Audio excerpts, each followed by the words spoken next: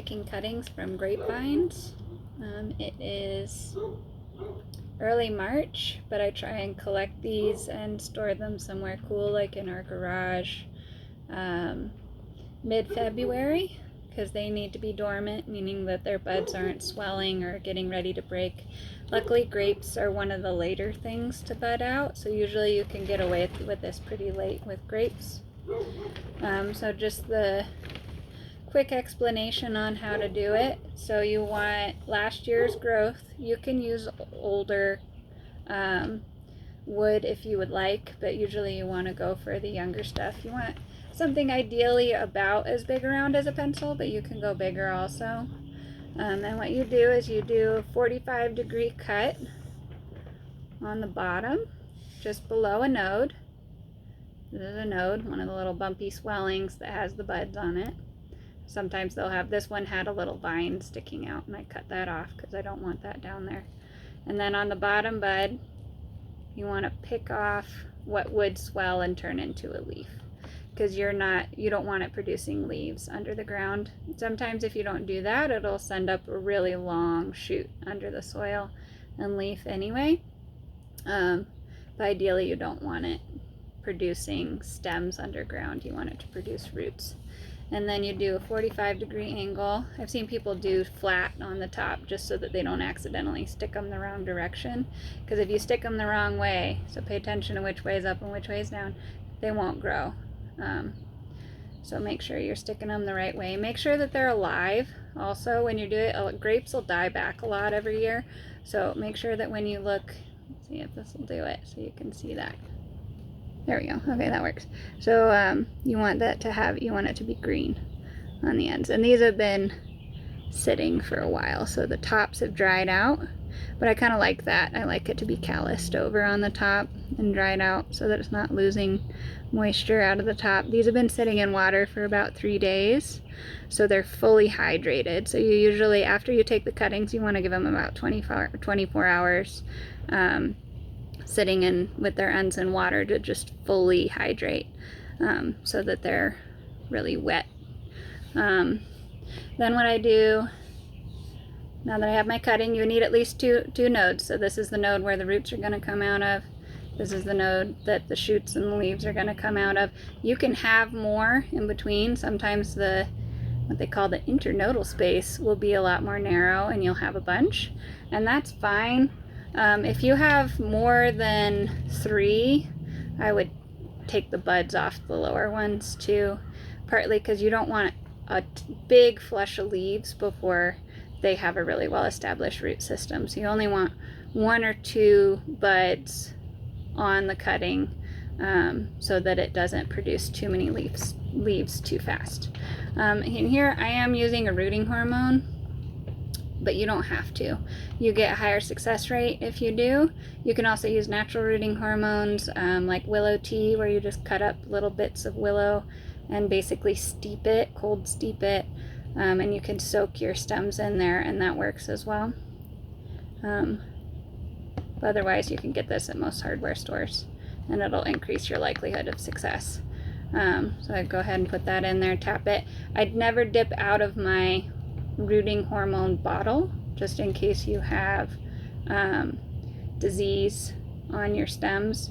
You don't want to contaminate your whole bottle of rooting hormone. I also make sure to clean my pruners between each stem that I do. If you're really diligent and something special, you'd want to do it between each cut, but I probably do it every 10 cuts or so. And then I'm going to go ahead and stick this. So this is a soil mix that we make, and it's just 50% peat moss, 50% perlite.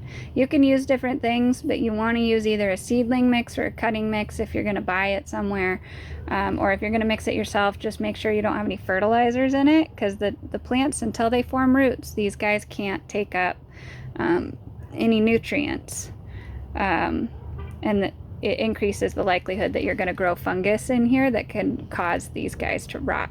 So you don't want any plant food in here until they have roots, which usually you'll be able to tell when they get a little bit older.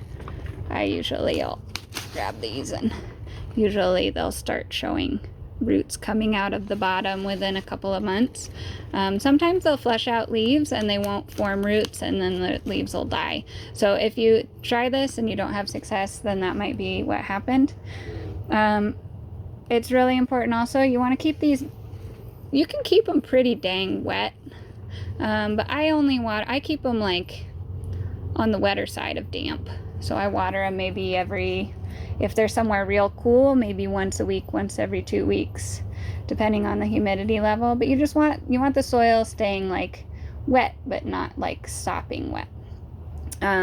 These guys are gonna go hang out on, you want the tops to stay cool because you don't want to encourage them to leaf out, but you want the bottoms to be warm-ish. So what we do, which I'll show you, what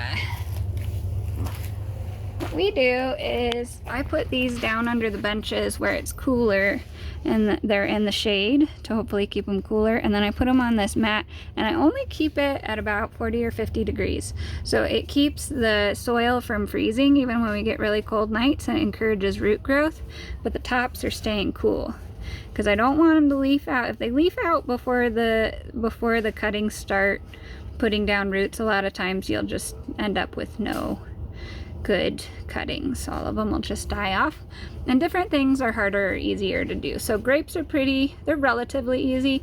These are globe willow, these are very easy.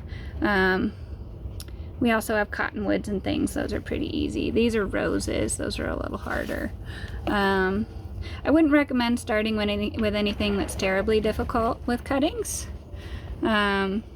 But grapes are a great one to start because everybody loves grapes. And if you end up with too many, you can always give them away as gifts. You can also, so I'm sticking these all individually in this case because I'm anticipating really good success. I am probably going to I have more cuttings than I need. I've got a bunch of cuttings here. So I have more cuttings than I will need for this. So I will double stick cuttings in a lot of these, just to make it so my likelihood of having a plant in each pot is going to be higher. But I do also do these where I'll do, for things that have a lower success rate, this is Arizona grape, a wild native grape variety, and I found that they don't have as high of a success rate from cuttings, which makes sense because wild things tend to be that way. So I'll just put a bunch of these in a pot, and then usually I would say mid-summer to early fall, I'll go ahead and take them out of here, and all the ones that took, I'll go ahead and individually pot up, and then the next season they'll be ready to go in the ground. And I do make sure whenever I do some cuttings that I write what it is and then the date that I stuck it as well, and ideally also the location. If all goes well, these guys should be pretty well rooted within about 4 or 5 months. And so usually I'll go ahead and sell some of these grapes by fall. But if you're growing these for yourself, I would anticipate if they do well during the summer, you take them early spring, like February, March. Stick your cuttings, they do well, they produce pretty good roots, then you could theoretically, if they have a good root system in, go ahead and put them in the fall, and that's a very good time to plant them. Otherwise, just plan on bumping them up into a larger container in the fall, and plan on keeping them protected, because if you keep them in a pot, you don't want to just leave that outside.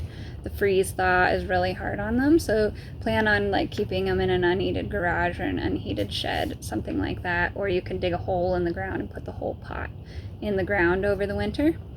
But grapes are really easy to propagate. You can also layer grapes where you don't take the stem off of the grapevine. You could just take something like this and you could feed a vine up through the bottom and then fill it with soil, still attached to the plant, and it'll root in here, and then once it's fully rooted you cut it off. And that's a lot easier way to do it in some ways, because you don't have to worry as much about the moisture level for the cutting. But you do still have to make sure that the soil doesn't dry out all the way, because the roots will just die back if you do. Yeah, that's the basics on growing your own grapevines.